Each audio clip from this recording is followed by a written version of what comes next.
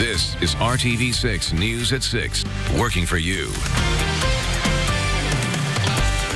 We begin tonight with a call to action. Thanks for joining us here at 6 o'clock. I'm Nicole Griffin. A family is asking RTV6 for help. It comes after a classic Oldsmobile was stolen from Noblesville. The car was parked right outside of the owner's apartment. Tonight, our Graham Hunter is finding out why the car holds a special meaning and why the owner says it's his prized possession. That 1977 Oldsmobile Delta 88 was stolen here from the Prairie Lakes apartment complex. You can still see the tire marks from where it sat here for over a year and a half. Jack Hutchins inherited the car from his father. He was there that day in 1977 when his father bought the now classic vehicle. It was the day after his father's birthday. It was only driven on special occasions. Jack tells me it only had about 64,000 miles on it. It became Jack's 17 years ago when his father passed until it was stolen this week. It became more special, I guess, after I inherited it. Yeah. And it's kind of a family. It's a family heirloom. Hutchins is hoping someone out there will spot his classic Oldsmobile, the one that belonged to his father, and help him get it back. If you see it, call police. Working for you in Noblesville, Graham Hunter, RTV6. All right, Graham, thank you. Well, just into the newsroom tonight, a man is facing charges in connection to a bank robbery in Brownsburg. On Saturday around 10:30 a.m., Brownsburg police responded to an armed robbery at Huntington Bank on North Green Street. Police say bank employees named 37-year-old Christopher Castleton of Brownsburg as the suspect. He reportedly gave an employee a letter stating that he had a gun and needed a specific amount of money. Police arrested Castleton this morning after reviewing surveillance video. He is now charged with armed robbery. Developing tonight, a driver who noticed tire tracks leading to a pond in Plainfield led to the discovery of a truck inside of a retention pond with a man dead inside. Emergency crews were called to Fieldstone Lane and Newberry Road in Plainfield around 9 a.m. Plainfield police located what they believed was a vehicle in the pond. The Danville Fire Department's dive team then responded and located the truck that was eventually pulled from the water. A man who has not been identified yet was found inside the truck. An autopsy is scheduled for today. Disappointment tonight for Colts fans. The team falling short in Tampa, losing to the Buccaneers 35-38. The Colts have dropped 5 of 6 following a 5-2 start, falling from first place to third in the AFC South. Jacoby Brissett completed 19 of 36 passes for 251 yards, 2 touchdowns and no interceptions for Indianapolis. Darius Leonard returned one of his 2 interceptions, 80 yards for a second quarter TD, and Marcus Johnson had a 46-yard scoring reception and finished with 105 yards on 3 catches for the Colts. Construction on a key street that moves traffic through downtown Indianapolis will begin tomorrow. Illinois Street between McCarty and South Streets was originally set to close last week, but because of the extra traffic due to the Big Ten tournament, it was delayed. Work will begin to complete construction work on the Lower Pogues Run Tunnel, which is part of the Dig Indy Tunnel System. The tunnel system is a 28-mile network of underground tunnels that will be complete by 2025. Officials say it will nearly eliminate sewer overflows in Marion County. Once work begins on Illinois, the closure is expected to last until July. Let's now get a first check of your Storm Team 6 forecast with meteorologist Kyle Mounds. Kyle, pretty nice today. Yeah, any December day where we get temperatures in the 50s is a great day, and that's exactly what we had today. 53 for the top number, which makes it the warmest of the month so far. And as we look out there right now, yeah, it came with some cloud cover, but you can see many people enjoying lights at the Brickyard this evening and taking in the sights there at the Indianapolis Motor Speedway. Temperatures are still very comfortable. Most of us are still in the 50s. It's 49 in Kokomo, but 52 in Indy and Bloomington, as well as Muncie, and 53 in Martinsville. There's the blanket of cloud cover, but for now, Storm Team 6 radar remaining very quiet. And even as we look at the big picture here, see just a few isolated showers into southern portions of Missouri. So if you're heading out this evening, I don't think you need the rain gear here. We'll keep skies mostly cloudy and those temperatures pretty steady in the upper 40s. overnight, really after midnight, we start to see that rain overspreading the area. A little soggy to start off our Monday. We'll pick up the rain timeline in just a few minutes. All right, Kyle, thank you. Well, now it's at Capitol Hill, where Democrats have been working through the weekend drafting articles of impeachment. The chairman of the House Judiciary says those articles could be presented to the committee sometime this week. Here's ABC's Mona Kosar-Abdi with all the details. The Judiciary Committee set to hold its second public impeachment hearing on Monday. Lawyers for both Democrats and Republicans from the Judiciary and Intelligence Committees will present the findings of their investigations. In the case of President Trump, not only has he abused his power to improperly put his thumb on the scale for the election, he used a foreign power to do it. Republican Matt Gaetz, a key defender of the president's dealings with Ukraine, criticized the Democrats' standard of impeachment of Trump. What is so dizzying, George, is the evolving standard for impeachment from Democrats. Through most of 2019, Nancy Pelosi said she opposed impeachment not because the Mueller facts weren't strong enough in her view, but because it wasn't bipartisan. The two disagreed on whether President Trump should call witnesses before the panel, but the president has said his personal attorney, Rudy Giuliani, is planning to issue a report detailing what he learned during his investigations in Ukraine. Rudy, as you know, has been one of the great crime fighters of the last 50 years. And he did get back from Europe just recently. But I think he wants to go before Congress and say, and also to the Attorney General and the Department of Justice, I hear he's found plenty. There are currently no hearings scheduled after Monday. Democrats are expected to introduce and consider multiple charges against the president, including abuse of power and obstruction. The chairman of the House Judiciary Committee says articles of impeachment could be presented to the committee later this week. Mona Kosar-Abdi, ABC News, Washington. Coming up, was he a man with a deadly plan? Investigators are reviewing disturbing video that may have been part of a mass shooting plot. It's the kind of job description you don't find in your average worker's manual. Straight ahead, how two Best Buy employees took customer service to a life-saving level.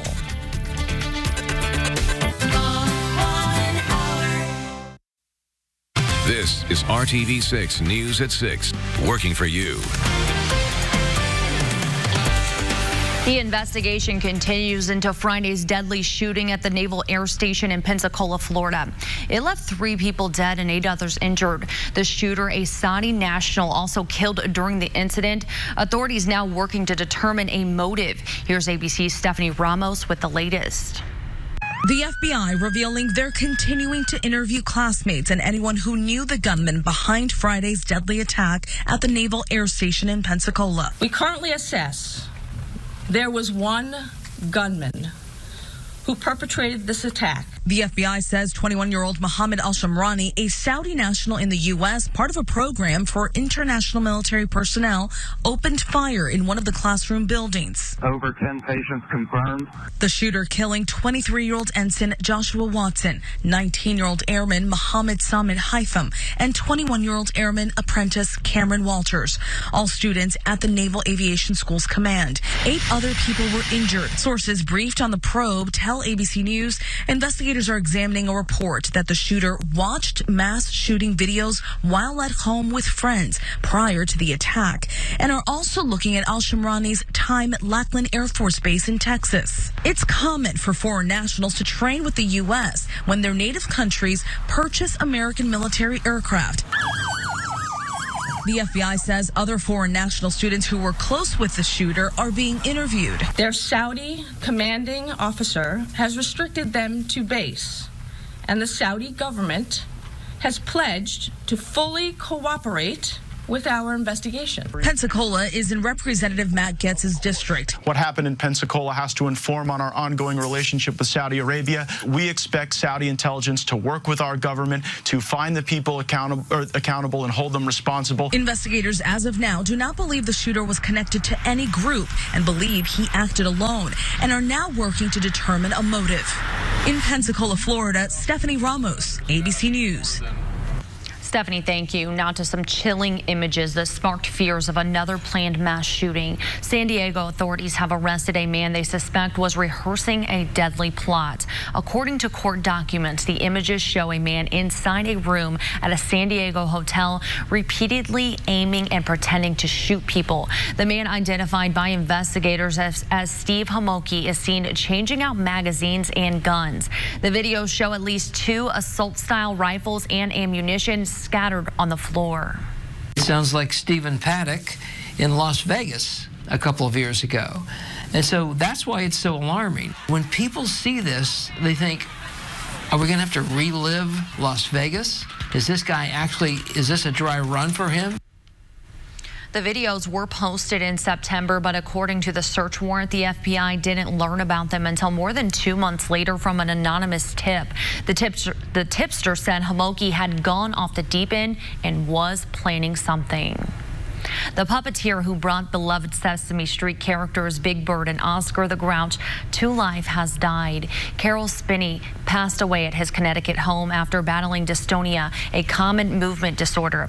The legendary puppeteer was known for his kind and loving view of the world, giving 2 of the show's most iconic characters the joyous and grouchy personalities that viewers around the world adored. Carol Spinney was 85. The music world is mourning the death of rapper and singer Juice WRLD. He was born Jerron Anthony Higgins and just turned 21 last week. Authorities in Chicago say he suffered a medical emergency at Midway Airport and later died at the hospital. No cause of death has been determined.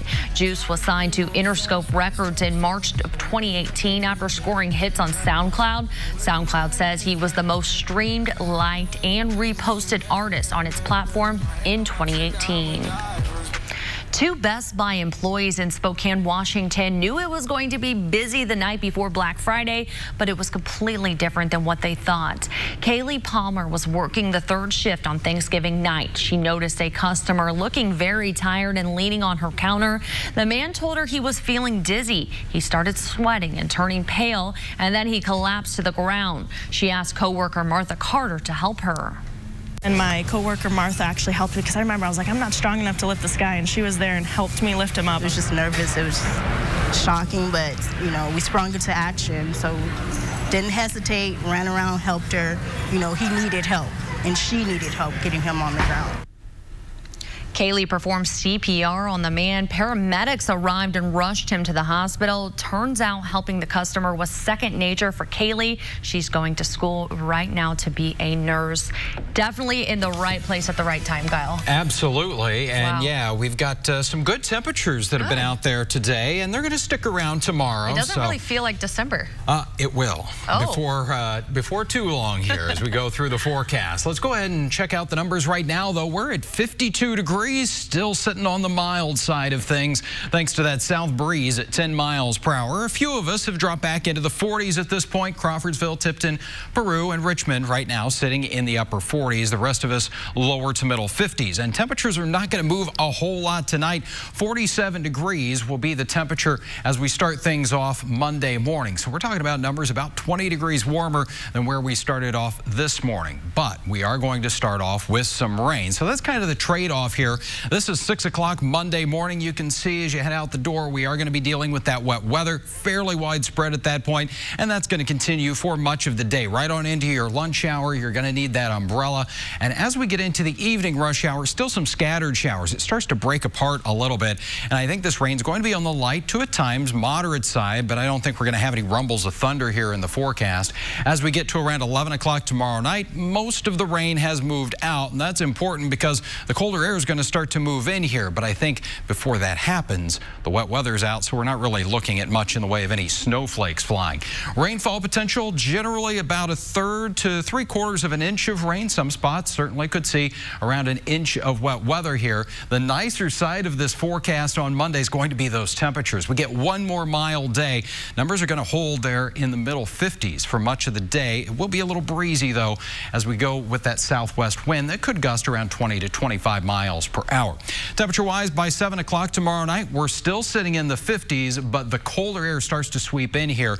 Upper 30s already in Lafayette by 11 o'clock Monday night. And as we get into Tuesday morning, those temperatures tumble all the way into the 20s, and they're really not going to recover much here during the day on Tuesday. We will be lucky if we get to around 30 degrees with a west breeze. Quite a bit of cloud cover around. May see a little bit of late day sunshine before all is said and done. 7-day planning forecast for you, and we've got those temperatures getting a little bit colder for the next few days after Monday. Highs are only going to be in the lower to middle 30s, even the upper teens Wednesday morning. As we get to Friday, though, temperatures bounce back into the mid 40s, 43 on Saturday with our next chance for some rain showers. You're right. Tuesday looking pretty chilly. We're certainly going to have to change the way we dress as the week goes on. All right, Kyle. Thank you. Well, it truly is the simple things that matter. Up next, a local family inspired by the viral video of a delivery driver celebrating a small treat left by thoughtful customers. Better ingredients, better pizza, Papa John's. Wow. Oh, this is sweet. Oh, wow. Get out of here. This is sweet. Oh, this is so nice. This video has gone viral. If you haven't seen it, just take a look at those moves right there. It's the reaction from a delivery driver to find snacks and drinks at the door of a home he was delivering a package to. The video is now inspiring other families across the country to follow the lead of that homeowner and leave out treats for delivery drivers who are working hard during this holiday season. We caught up with Marissa Cunningham and her daughter who live in Fishers. They say the viral video inspired their family to do the same. Marissa tells us it's a wonderful idea and one that is so simple. She says, why not do more even if it's something small? Along with the snacks, they left a sign for the driver saying, please take some goodies to enjoy on your route and thank you for making our lives a little less hectic. I thought it was pretty cool. So I wanted to do it because I like giving back to people. When you think about mail carriers, you know, our lives are so hectic and so busy, and Amazon and all the internet sites, they make it real easy for us nowadays just to click a button and boom, it shows up at our door. But they're the ones, you know, increased volume during the holiday times, working every day, you know, delivering packages in the darkness at night, and it's cold, it can be snowy, rainy, and just to possibly put maybe they are hungry, maybe they are thirsty, just put a little smile on their face, that brings joy to my heart. Well, they have already captured some videos of people coming on their home surveillance system, showing drivers dropping off packages and leaving with a snack that they left outside. They say it's important to give back and spread love, especially during the holidays. What a great story. Well, today people gave up time on their Sunday afternoon to help local families create memories that will last forever. 80 volunteers, including local photographers, editors, makeup artists, and hairstylists from Indianapolis, helped at the 10th annual Help Portrait event. The families receiving help include those who may have lost their photos due to personal tragedy, displaced veterans, and even survivors of domestic violence. The idea behind this organization is that a photographer has the unique ability to help someone smile, laugh, and help return their dignity. We talked with Cole Carter and his family who are taking pictures to give to their mother for Christmas. I mean, it was really nice. Like, the setting for the pictures are super nice. Like, they've got food for you, everything you could want. Like, better than just the normal picture experience, for sure. They're going to like them a lot. First off, this is our first picture where we all, like, unison matching, so it's pretty nice. So it started off as a volunteer experience for me in 2012, and I got the opportunity to shoot one couple that day. It was a really small event, and I walked out of there glowing, you know, just seeing the smiles and happy tears, you know, that a simple photograph can provide. Help Portrait is a global movement with events in more than 2,000 locations and in 62 different countries. The annual event here in Indy takes place every December on the second Saturday of the month. We'll be right back after this break with a final check of your forecast. Learn more at batteriesplus.com. Young artists are working to showcase their skills while also bringing awareness to an important rescue mission that saves the lives of dogs rescued from high-kill shelters in Indianapolis and across the Midwest. Today, the students at Kaleidoscope of Art Studio in Fishers created portraits of adoptable dogs who have been saved by the Every Dog Counts rescue. People came out to support the artists in a silent auction that benefits the rescue. Many of the dogs they take in have been hit by cars, shot, or have medical problems.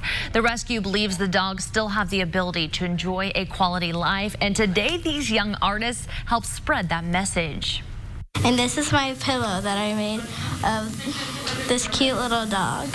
He's very cute to me, and I like this auction because it can help a lot of dogs who have been injured, hurt, or don't have a home. The kids are all like so excited. This is just like their favorite. It's one thing just to paint a picture of a random dog you get off the internet or something, but to actually have like a story behind the dog, I just think they do like some of their best work. All the proceeds from the artwork go directly to help provide care for the dogs. What a great story, Kyle. Some talented kids there, too. Love those. All right, tomorrow we are going to need the umbrella. We've got some fairly widespread rain in the forecast, but enjoy those temperatures in the 50s because much of the rest of the week, highs are only going to be in the 30s. All right, enjoy it while it lasts. Thank you, Kyle, and thank you for joining us. We'll see you right back here tonight at 11.